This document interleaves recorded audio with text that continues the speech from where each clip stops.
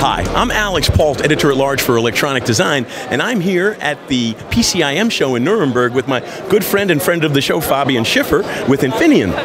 Hi Alex, great to see you again. Obviously PCIM time again, and it's great to be here. Well, you know, at first people were worried about the traffic and it wasn't going to be as big a show as it was before, but it's come back. It certainly did. We've experienced so much traffic at our booth, and the halls are crowded. I don't know if we have reached the pre-COVID levels, but I would say that we're very close to it. I agree, my friend, I agree. And you've gotten a lot of good traffic here at the booth. You're crowded right now. Obviously, yes, and because our customers and, well, everybody in the industry can expect great solutions for the two driving topics of our time. That is decarbonization and digitalization. We do this together with our clients, and this is where we have the solutions. Very cool. So why don't we have some of your people show us some of your solutions? We certainly will, and let me give you a short peep into what you will see. There's, first of all, something you would never expect Infineon to do, that is software. We have acquired a company, Industrial Analytics, and they have a solution for monitoring systems.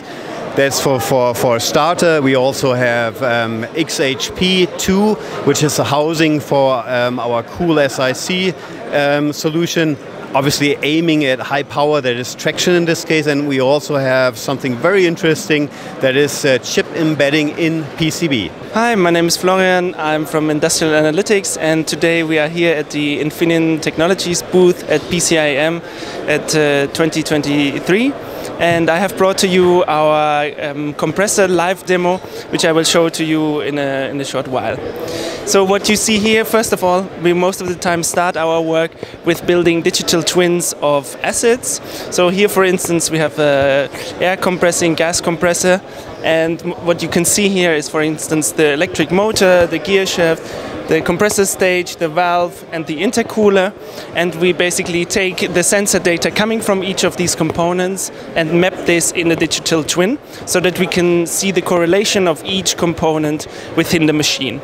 With this knowledge, we can then plot the data in our dashboard. So here on the left side you see the different sensor tags, you see calculated values as well, such as efficiency, for instance. And if we look to the middle, we see the plots of our machine happening. Here we see the efficiency, and here we see the core basically of our technology, which is the digital twin, so to say. So the expected value that we can see here in the longer band that you can see here, this is basically the normalized data that we have of the machine, the expected behavior of the machine. The real-time data, the observed value, you can see here in green. And if this real-time data leaves the expected value, then an anomaly is created. This is how we create anomalies and then throw events, basically. This is just the alarming, the monitoring that we are doing.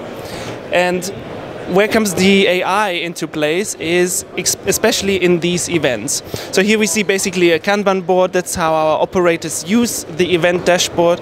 And you can go into detail with each of these events, and you can see not only when they are created and how, but also what exactly is the failure in the equipment. And this is the most important part, because the AI helps us to recognize patterns in sensors and different behaviors of the machine, remembers these behaviors, and then can also connect those with recommended actions on what to do if the equipment fails.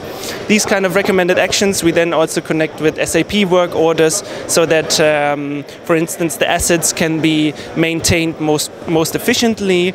Maintenance cycles can be prolonged also, so we can create resource efficiency by using less spare parts, and we can create the best cost efficiency in between preventive and reactive maintenance. We do predictive maintenance. We call it prescriptive maintenance also.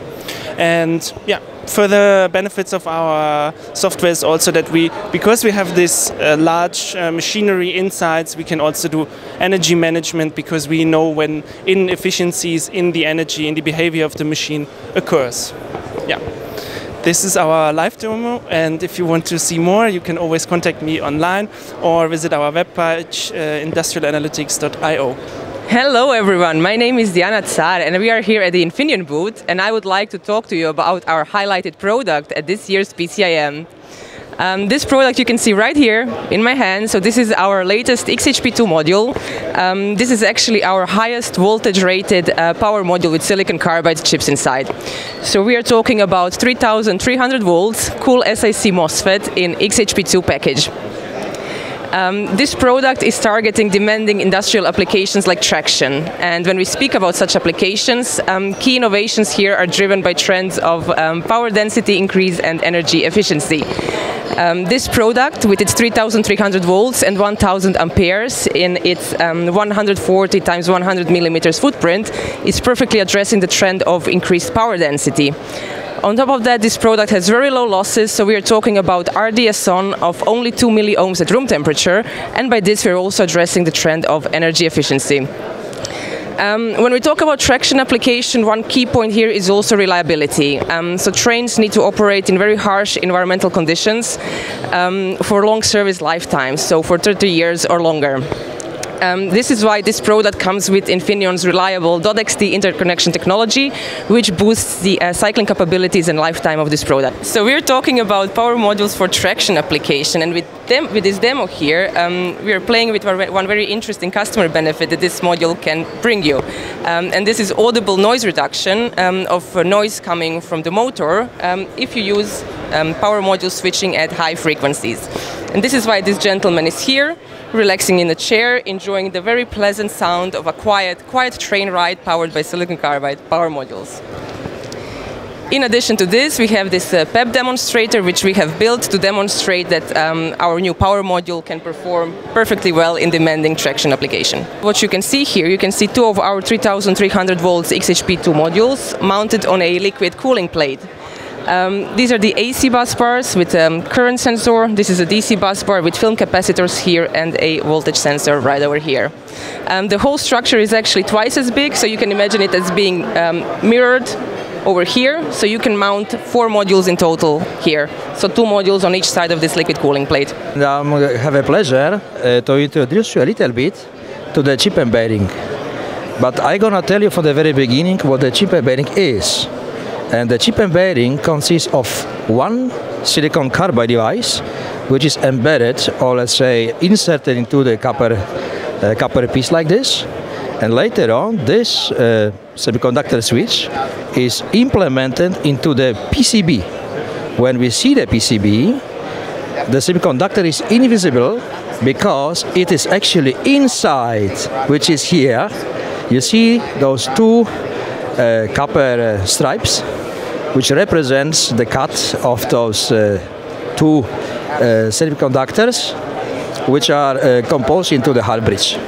So what it means also, this gives us the possibility to implement and integrate semiconductors into the PCB.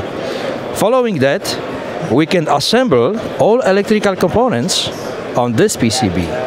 And with this, and also isolation, we create a kind of power stage.